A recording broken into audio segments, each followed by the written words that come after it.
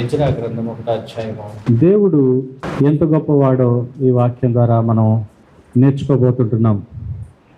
1వ వచనం చదువుతున్నాం. పారసీక దేశపు రాజైన కోరేషు ఏలుబడిలో మొదటి సంవత్సరం మందు ఇర్మియా ద్వారా పలకబడిన తన వాక్యమును నెరవేర్చుటకై దేవుడు ఏం చేశాడంటే తన వాక్యమును నెరవేర్చడానికి పూనుకున్నాడు. ఏం పలికాడు ఇర్మియా ద్వారా? ఏమండి, మొదటిగా దేవుడు మనలను జ్ఞాపకం చేసుకునే దేవుడు. అందరం చెప్దాం, దేవుడు మనల్ని జ్ఞాపకం చేసుకునేవాడు. చెప్పండి, దేవుడు మనల్ని జ్ఞాపకం చేసుకుంటాడు. చెప్పండి అందరు కూడా. ప్రియమైన స్నేహితులారా, ఇక్కడ సందర్భం ఏంటంటే ఇశ్రాయేలు ప్రజలు బబులోను దేశంలో చెరగొనుకోబడ్డారు. బబులోను దేశానికి వాళ్ళు చెరపట్టబడ్డారు. ప్రియమైన స్నేహితులారా, ఇశ్రాయేలు ప్రజలు 70 సంవత్సరములు చెరకు వెళ్ళారు. వాళ్ళు ఎవరు? ఇశ్రాయేలు ప్రజలు అబ్రాహాము సంతానం, దేవుడు ఏర్పాటు చేసుకున్న సంతానం. బానిస బ్రతుకుల నుంచి వాగ్దాన దేశానికి నడిపించబడ్డవారు. ఏమండి, దేవుని యొక్క ఆజ్ఞలు కలిగిన బిడ్డలు. ఇప్పుడు ఎందుకు మరి వాళ్ళకి ఆ దుస్థితి వచ్చింది? వాళ్ళ సొంత దేశం వదిలిపెట్టి ఇప్పుడు పరాయి దేశంలో బానిసలుగా బ్రతకాల్సిన పనులు ఎందుకు వచ్చాయి? ఎందుకంటే వాళ్ళు దేవుణ్ణి ఎంతగానో దుఃఖపెట్టారు, దేవుణ్ణి ఎంతగానో బాధ పెట్టారు. దేవుడు చెప్పాడు, మీరు వెళ్తున్న వాగ్దాన దేశంలో మరి మీరు నన్ను మాత్రమే సేవించండి, ఏ విగ్రహాన్ని చేయొద్దు అన్నప్పుడు వాళ్ళు విగ్రహాలు చేసుకున్నారు. విగ్రహాలు చేసుకోవడమే కాకుండా బయలుదేవత, అష్టారోతు దేవత అనే దేవతలను వాళ్ళు పూజించారు. ఎలాంటి భయంకరమైన దేవతలు అంటే వీళ్ళు బయలుదేవత, అష్టారోతు దేవత కడుపున పుట్టిన బిడ్డల్ని బలి కోరేటువంటి దేవతలు. కడుపున పుట్టినటువంటి బిడ్డలను బలిచ్చి అగ్నిలో కాల్చి అగ్నిలో దాటించాలి. కన్న బిడ్డలను కూడా చంపమని కోరేటువంటి దేవతలు. ఈ బయలుదేవతలను, అష్టారోతు దేవతలను పూజించారు ఇశ్రాయేలు ప్రజలు వాగ్దాన దేశంలో. దేవుడు ప్రవక్త వెంబడి ప్రవక్తను పంపించాడు. అయ్యా, ఇప్పటికైనా నా వైపు తిరగండి, ఇప్పటికైనా నా వెంబడి రండి, దేవుని ఆజ్ఞలు పాటించండి. ఎంత చెప్పినా వీళ్ళు ఇట్లాగే ప్రవక్తలు వస్తారు, చెప్తారు, వెళ్తారులే అనుకుంటూ నిర్లక్ష్యమైన జీవితాలు జీవించారు. దేవుడు ఒకరోజు బబులోను దేశానికి అనుమతి ఇచ్చాడు. వాళ్ళు వచ్చి బానిసలుగా చెరగొనిపోయారు. ప్రియమైనటువంటి స్నేహితులారా, 70 సంవత్సరములు ఇర్మియా చెప్తానే ఉన్నాడు, అయ్యా మీరు కనుక ఇప్పటికైనా మనసు మార్చుకోకపోతే, ఇప్పటికైనా మీరు దేవుని తట్టు తిరగకపోతే 70 సంవత్సరాల చెర దేవుడు ఏర్పాటు చేశాడంటే దాన్ని కూడా వాళ్ళు లెక్క చేయలేదు. ఈ మాట ఇర్మియా గ్రంథం 25వ అధ్యాయము 11-12 వచనాల్లో రాయబడింది. చదువుదాం. 25వ అధ్యాయము 11వ వచనం, 12వ వచనం. ఈ దేశమంతయు పాడుగాను నిర్జలముగాను ఉండును. ఈ జనులు 70 సంవత్సరములు బబులోను రాజునకు దాసులుగా ఉందురు. యెహోవా వాక్కు ఇదే. 70 సంవత్సరములు గడిచిన తర్వాత దాని దోషమును బట్టి నేను బబులోను రాజును, ఆ జనులను, కల్దీయుల దేశమును శిక్షింతును. ఆ దేశం ఎప్పుడూ పాడవునట్లు నియమింతును. దేవుడు చెప్పాడు, ఇదిగో మీరు గనక ఇప్పటికైనా నా తట్టు తిరగకపోతే 70 సంవత్సరాల చెర అనుమతిస్తాను. 70 సంవత్సరాలు గడిచిన తర్వాత మిమ్మల్ని ఏ బబులోను రాజు అయితే తీసుకెళ్ళి, ఏ బబులోను రాజు అయితే హింసించాడో ఆ దేశాన్ని కూడా నేను శిక్షిస్తాను. ఆ 2 వచనాల సారాంశం అది. అయితే ప్రియ స్నేహితులారా, జనాలు పెడచెవిని పెట్టారు. పెడచెవిని, దేవుని మాటలు పెడచెవిని పెట్టారు, ప్రవక్తల మాటలు పెడచెవిని పెట్టారు, మారు మనసు పొందమన్న విషయంలో పెడచెవిని పెట్టారు. బానిసలుగా వెళ్ళిన తర్వాత ఏం జరిగిందంటే అక్కడ కొంతమంది చనిపోయారు, వాళ్ళకి సమాధులు అక్కడే చేయబడ్డాయి. కొంతమంది పిల్లల్ని కన్నారు, కొంతమందికి మనవళ్ళు పుట్టారు, మనవరాళ్ళు పుట్టారు. వాళ్ళు అనుకున్నారు, అయ్యా ఇక మా జీవితం ఇంతే, మాకు కూడా ఇక్కడే సమాధులు ఉంటాయి, ఇక మేము ఎప్పటికీ మా దేశాన్ని మేము చూడలేము, ఎప్పటికీ మా వాగ్దాన దేశాన్ని మేము చూడలేము, ఇక మాకు దేవాలయం లేదు, కూల్చబడింది అని చెప్పి ఇక మా బ్రతుకు ఇంతేనేమో అని నిరాశ కూపములోకి వెళ్ళిపోయిన పరిస్థితుల్లో 70 సంవత్సరాల తర్వాత దేవుడు మరలా ఏం చేసుకున్నాడండి? తన ప్రజలను జ్ఞాపకం చేసుకున్నాడు. ప్రైజ్ లార్డ్, హల్లెలూయా. ఈరోజు ప్రియ సహోదరుడా, సహోదరి, దేవుడు నిన్ను జ్ఞాపకం చేసుకుంటున్నాడు. దేవుడు నిన్ను జ్ఞాపకం చేసుకుంటున్నాడు. నువ్వు అనుకుంటున్నావేమో, నా జీవితము నిరాశ కోపంలోకి నెట్టబడింది, నేను సాధించాలనుకునేవి ఏవి కూడా సాధించలేదు, నా జీవితంలో అనుకున్నది ఏది జరగలేదు, నా జీవితంలో సంవత్సరాలన్నీ కూడా ఖర్చు అయిపోయాయి, కరిగిపోయాయి, ఏది కూడా మరి క్షేమకరమైంది, యోగ్యకరమైంది లేకుండానే నా జీవితాలు కరిగిపోయాయి నువ్వు అనుకుంటావేమో. దేవుడు అంటున్నాడు, నేను ఈరోజు జ్ఞాపకం చేసుకుంటున్నాను. ఆయన తన ప్రజలను జ్ఞాపకం చేసుకుని 70 సంవత్సరాల తర్వాత ఆయన ఏం చేశాడు తెలుసా? పారసీక దేశపు రాజైన కోరేషు హృదయాన్ని ప్రేరేపించాడండి. స్తోత్రం, హల్లెలూయా. రాజు పేరేంటి చెప్పండి?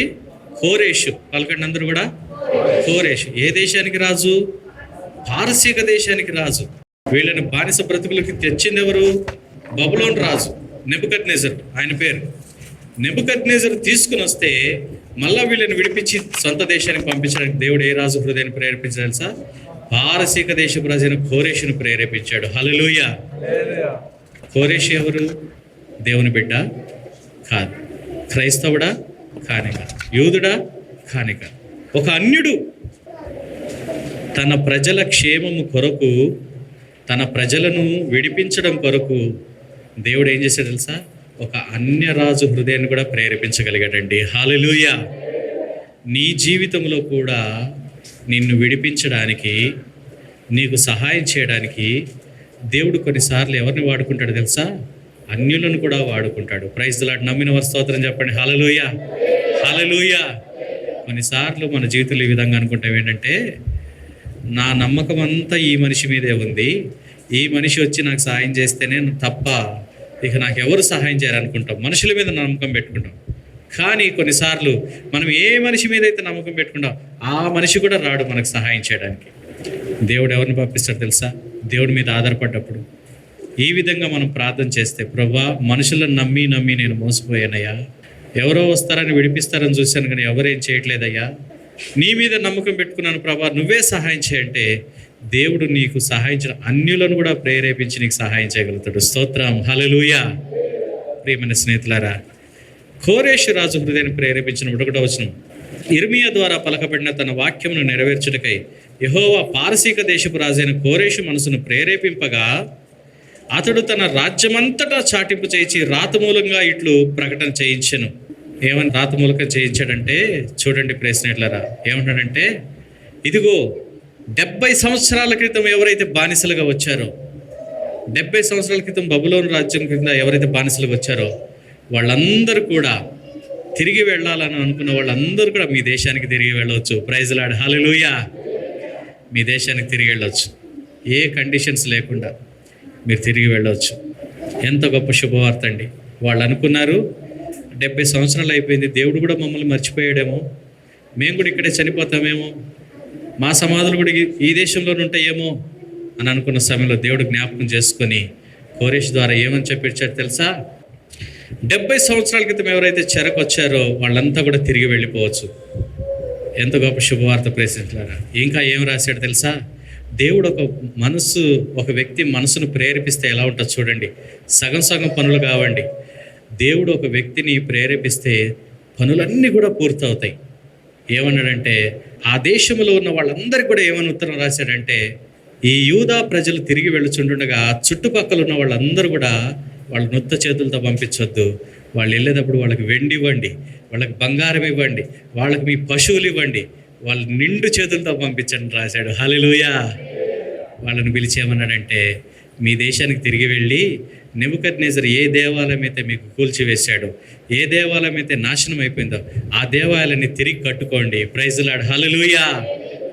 ఇంకా ఏం చెప్పాడంటే, తన ఖజానాదారుడైనటువంటి మిత్రిదాతును పిలిచి, ట్రెజరర్ని పిలిచి అన్నాడు, మిత్రిదాతు, ఆ బబులోను రాజు నెబుకద్నెజరు వస్తా దేవాలయంలో చాలా ఆలయానికి సంబంధించిన వస్తువులు తెచ్చి తన దేవతా ఆలయంలో పెట్టాడు, అవన్నీ కూడా విడిపించు, అవన్నీ విడిపించు, బంగారు పళ్ళాలు, వెండి గిన్నెలు, స్పూన్లతో సహా, చెంచాలతో సహా అన్నీ తీసుకునిరా.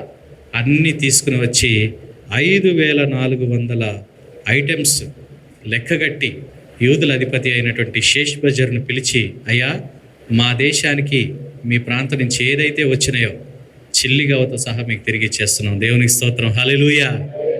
తీసుకోండి అయ్యా, తీసుకుని వెళ్ళి మళ్ళీ మీ దేశానికి వెళ్ళండి, ఆలయం కట్టుకోండి. కొన్నిసార్లు మన జీవితంలో ఇలా అనిపిస్తుంది, నా జీవితంలో అన్నీ నష్టపోయాను, అన్నీ కోల్పోయాను, ఇక ఇవి తిరిగి రావేమో. ప్రైజ్ లార్డ్, హల్లెలూయా. ఇక తిరిగి రావేమో, ఇక ఇంతేనేమో. ఈరోజు దేవుని పైన ఆధారపడమని దేవుడు కోరుతా ఉంటున్నాడు. దేవుని పైన ఆధారపడితే దేవుడు ఎవరి ద్వారా చెప్పిస్తే మాట వింటారో వాళ్ళని ప్రేరేపించి, దేవునికి స్తోత్రం, నీ జీవితంలో కార్యాలు జరిగేలాగా చేస్తాడు. చూడండి, ఇక్కడ జరిగిన కార్యాలు ఏంటంటే, దేవుడు తన ప్రజలను జ్ఞాపకం చేసుకోవడమే కాకుండా, కోరేషు రాజు హృదయాన్ని ప్రేరేపించడమే కాకుండా వాళ్ళను చెర నుండి విడిపించాడు. ఈరోజు దేవుడు, మన దేవుడు ఎలాంటి వాడంటే చెర నుండి విడిపించేవాడు. చెప్పండి అందరూ. ఓకే, చెర నుండి, బానిసత్తు నుంచి విడిపించేవాడు. ఈరోజు నీ జీవితంలో బబులోను చెర లాంటి చెర కాకపోవచ్చు నీ చెర, కాకపోతే నీ జీవితంలో ఏవో కొన్ని చెరలు, కొన్ని బంధకాలు, నువ్వు బయటపడలేనటువంటి బంధకాలు నీ జీవితంలో కొన్ని ఉంటాయి. దేవుడు పిలుస్తున్నాడు, ఇదిగో ఈరోజు నిన్ను చెర నుండి కూడా నేను విడిపిస్తాను, బంధకాల నుండి నేను విడిపిస్తాను. విడిపించడమే కాదండి, మరలా దేశానికి నడిపించి మరలా ఏం చేస్తే తెలుసా, ఆ నెబుకద్నెజర్ అనుకున్నాడు, ఆ దేవాలయాన్ని కూల్చివేసినప్పుడు ఇక వీళ్ళ యూదా జాతి అంతా నాశనం అయిపోయింది. ఇక వీళ్ళ జీవితంలో ఎన్నడూ కూడా వాళ్ళ దేశానికి తిరిగి రాలేరు, వాళ్ళ దేశంలో తిరిగి నివసించలేరు. వాళ్ళ దేశం పాడైన దేశంగా, నిర్జన దేశంగా, జనాలు లేని దేశంగా ఉంటుంది, నక్కలు తిరిగే దేశంగా ఉంటుంది. వాళ్ళ జీవితంలో ఇక ఎన్నడూ మళ్ళీ తిరిగి దేవాలయాన్ని కట్టుకోలేరు అనే ఊపుతో నాశనం చేశాడు. కానీ దేవుని ఆలోచనలు, దేవుని ప్రణాళిక చూడండి, ఎక్కడైతే స్థలం పాడైపోయిందో ఆ స్థలానికి దేవుడు తిరిగి మరలా జనాల్ని పంపించాడు. Praise lord. 2 చేతులెత్తి స్తోత్రం చెల్లిద్దాం. హల్లెలూయా, హల్లెలూయా.